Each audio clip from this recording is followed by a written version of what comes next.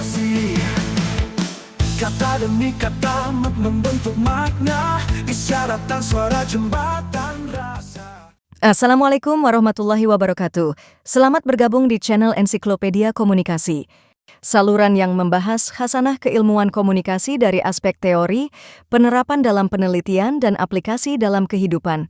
Saluran ini terselenggara atas kerjasama dengan SCC, Strategic Communication Center, yang berada di lingkungan Fakultas Ilmu Komunikasi, FIKOM, Universitas Islam Bandung, Unisba.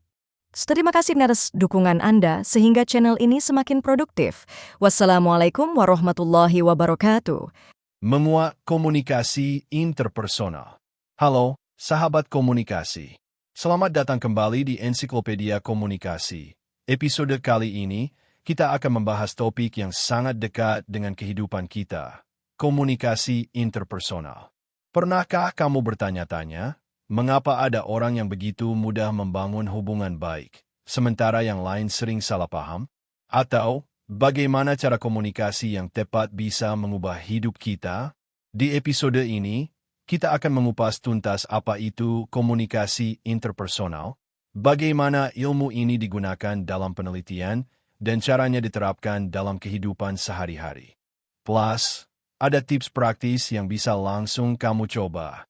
Jadi, stay tuned selama 15 menit ke depan, karena konten ini akan membuatmu lebih paham cara berkomunikasi dengan orang lain dan meningkatkan hubunganmu. Yuk, kita mulai. Pertama, apa sih komunikasi interpersonal itu?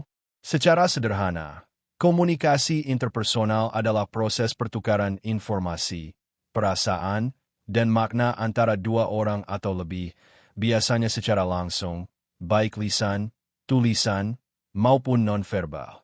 Menurut DeVito, 2016, dalam bukunya The Interpersonal Communication Book, komunikasi ini bersifat kontekstual, berlangsung dua arah, dan melibatkan hubungan personal.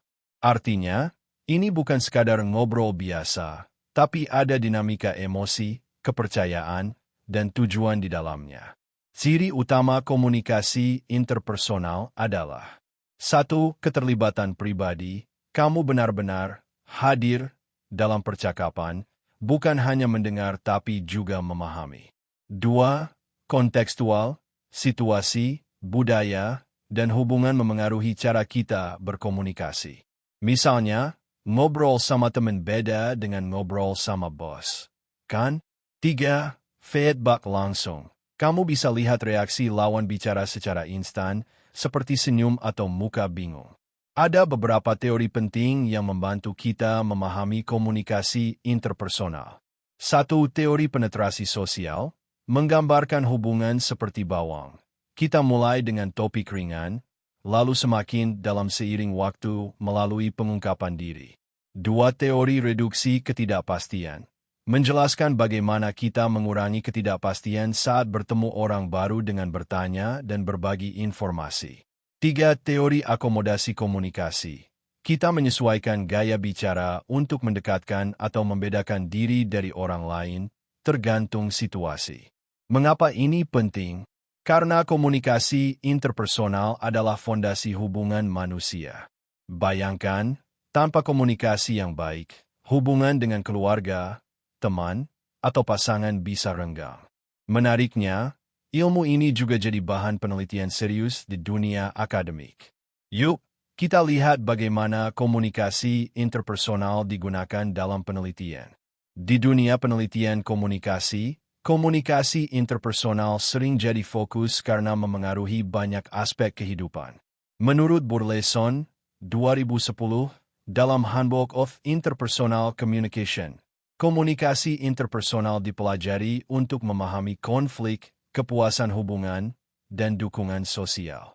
Para peneliti menggunakan metode seperti wawancara, observasi, atau analisis percakapan untuk melihat bagaimana orang bertukar pesan. Contoh penelitian. 1. Konflik dalam hubungan. Penelitian menunjukkan bahwa pasangan yang menggunakan komunikasi terbuka dan empati cenderung lebih mudah menyelesaikan konflik. 2. Dukungan sosial. Studi di rumah sakit menunjukkan bahwa cara dokter berkomunikasi dengan pasien memengaruhi kepuasan dan pemulihan pasien. 3. Media digital. Penelitian terkini mengeksplorasi bagaimana komunikasi interpersonal berubah di era digital, seperti lewat WhatsApp atau Zoom. Menurut Hargie, 2016, dalam Skillet Interpersonal Communication, komunikasi daring tetap membutuhkan empati dan kejelasan, meski tanpa kontak fisik. Penelitian ini bukan cuma teori, loh.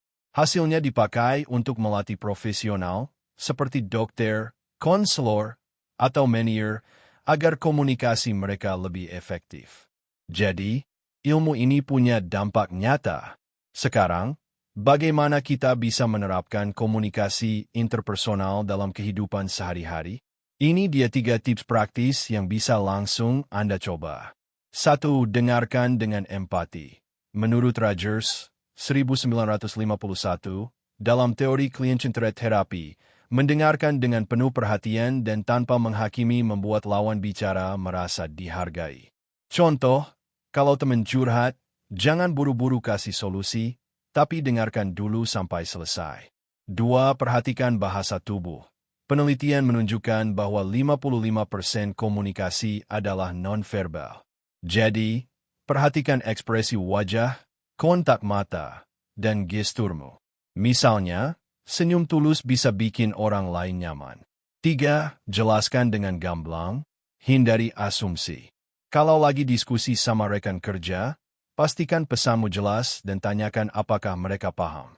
Contoh nyata, bayangkan kamu sedang presentasi di kantor. Dengan komunikasi interpersonal yang baik, kamu bisa membaca reaksi audiens, menyesuaikan nada bicara, dan menjawab pertanyaan dengan percaya diri. Atau, saat ngobrol sama keluarga, komunikasi yang terbuka bisa mengurangi salah paham. Keren, kan?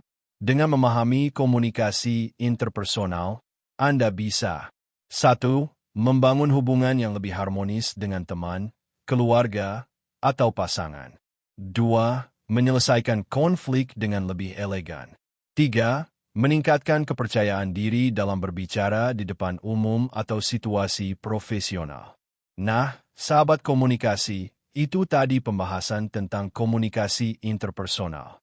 Dari konsep dasar, penerapan di penelitian, sampai tips praktis untuk kehidupan sehari-hari, semuanya bisa bikin hidupmu lebih mudah dan hubunganmu lebih erat. Jadi, mulai sekarang, coba praktikan tips tadi, ya. Jangan lupa like, share, dan subscribe channel Ensiklopedia Komunikasi untuk konten menarik lainnya. Sampai jumpa di episode berikutnya. Suara komunikasi, kata demi kata membentuk makna, isyarat dan suara jembatan.